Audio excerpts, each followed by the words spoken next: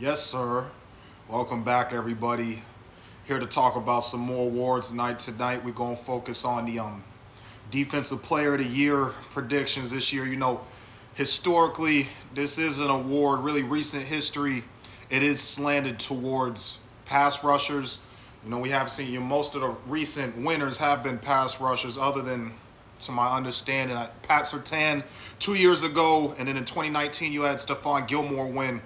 But I won't waste any more of the time on the intro. We're gonna get it going here with starting going from 5 to 1. We're gonna start at number 5. All right, first person I want to talk about is Jared Verse. Okay, I do think he has a chance to get into that realm of being an elite player. He's been very good his first 2 years in the league. 19th overall pick in the 2024 draft. He was traded for Myles Garrett this offseason, who, was last year's winner and is a multiple time winner of the award. Now, I do think he's going to be very motivated to put together a big season, earn a big contract here on his new team.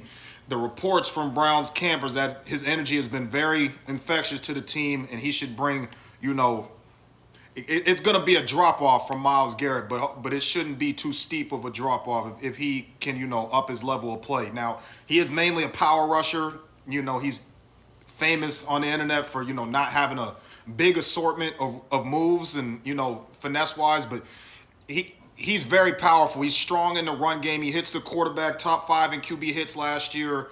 I got him second in run stop rate, and he did have 7.5 sacks last year for the Rams. But if he can get himself, over 13, 14 sacks, I'm not saying it's a guarantee, but he does have a chance, get himself in the upper echelon of edge players here in the league. But, we've seen, I don't expect the Browns to be that good this year, but we have seen players on bad defenses, contend for these awards. So we're going to see here with Jared Verse.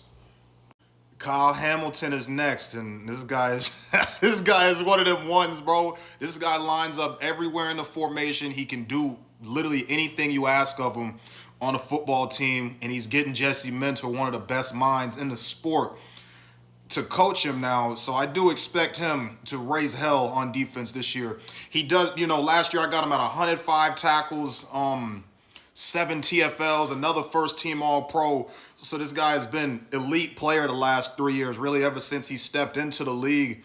He commands the whole Ravens defense, but this year, I need more out of him. I need more turnovers forced. I need more havoc. 2 forced fumbles last year, that's good, but I need him to get his hands on that ball more. I need more interceptions.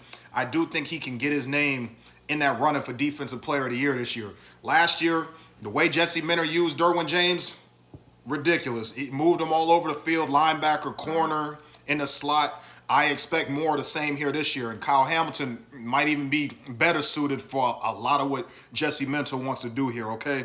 So he's going to have a big chance to put together another big year here, but I want to see if he can cause some more havoc there in the formation and catch some more interceptions, turn that ball over, because this is one of the best players in the NFL.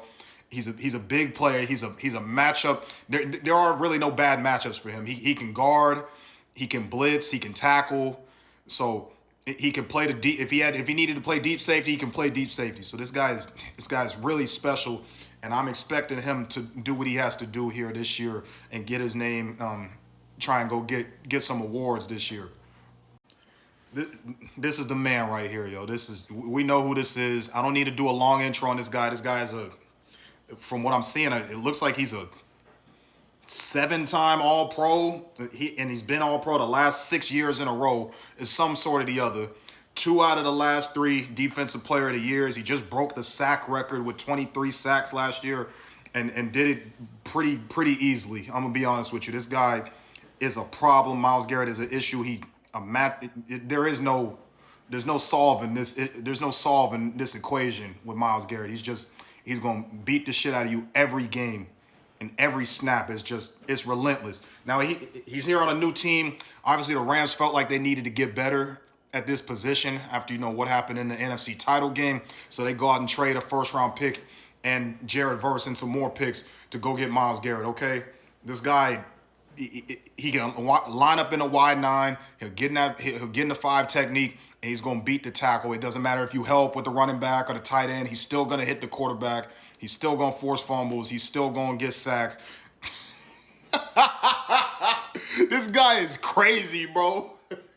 And now he's on it. Now he's always wanted to be on a Super Bowl contender, and here he is. He's on the Rams, one of the top contenders this year. He got all kind of good players around him: Byron Young, Kobe Turner, Brandon Fisk. So it's all kind of, it's all kind of guys on his defense around him. He not by himself, and not like he was by himself in Cleveland. But this is gonna be. He gonna have another great year. He's gonna have if he hits his normal sack numbers, over 14, over 16, he's going to have another chance to be Defensive Player of the Year. He's going to the Hall, man. I don't know what to tell you, but this guy is wow. I got Devon Witherspoon at number 2, man. Listen, recently, here earlier this week, he just signed a contract to make him the highest paid corner in the league. That's 4 years, $132 million, I believe, and it's for good reason. This guy literally does everything, okay? He blitzes. He can cover. He's outside corner, inside corner, blitzer. It doesn't matter, man. He's a strong tackler, and really he was the most important player in the Super Bowl for the Seahawks. Maybe the most impactful. He had a good argument for Super Bowl MVP. He hit Drake May multiple times, had a sack, forced an interception for a pick 6. So really, this guy's just a dominant player and really does everything. He's so good to the point. He only played 12 games last year and was still an All-Pro somehow. So clearly, the people who watch the sport recognize his talent and know how good he is. I got him at 72 tackles last year as a corner. Now, I would like to, for him to win this award, he's going to have to catch some more interceptions, okay? Only 2 interceptions in his career, I believe. So he's got to get those numbers up for him to get in the running. But with everything else he does for the Seahawks, I do expect him to have a shot at winning Defensive Player of the Year. This guy's really good, man. He's really good. He erases guys, when he's covering, and he's physical. He doesn't shy. A lot of corners shy away from that contact. He doesn't. This guy is really good, and I'm expecting him to have another big year, even after the new deal he just signed. 3-time Pro Bowler all 3 years of his career, and it's another level he can get to here. So well-deserved on the contract. But one of the main contenders for Defensive Player of the Year. But let's get to number 1. Hoo-wee.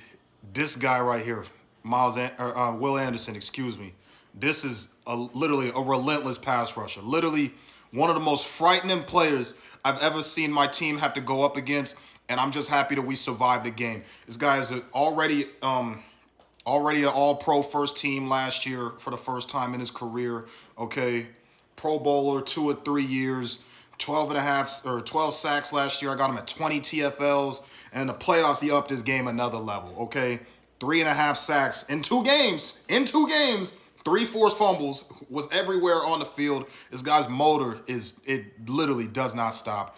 I don't know what twitches in this guy's brain when he starts playing football, but it's legit scary. He line up in that wide 9. You're not touching him. He literally almost ended Aaron Rodgers' life in the playoff. He tried to fuck up Drake May in the playoffs. It was literally insane, man. He damn near broke all the confidence of Will Campbell in the playoffs. It was amazing, man. This guy has no weaknesses as a player. He's elite in every facet of the game, okay? And I got him, because really, man. But I got him winning Defensive Player of the Year. That would be my pick to win Defensive Player of the Year. Now, he does play with Danielle Hunter and a murderer's row of stars behind him on defense. So, they could take stats away from each other, but I'm not backing off it. That's what I'm going with here, okay? Now, thank you all for watching. I do have a few honorable mentions here that I do think will be in the running. Carson Schlesinger from the Browns. Fred Warner, if he's healthy, obviously. Quinnen Williams, Dallas. And Aiden Hutchinson from the Lions, okay? So a few more guys I expect to be in the mix. Gonzo if he can, if he's healthy. But I like my list. I like what we did here, and I'm open to debate, or I'm open to speak with y'all in the comments. So let me know something, and we're gonna keep it moving. Next award, we're gonna talk about the rookies in the next video. But yeah, salute to y'all. Appreciate y'all. All right.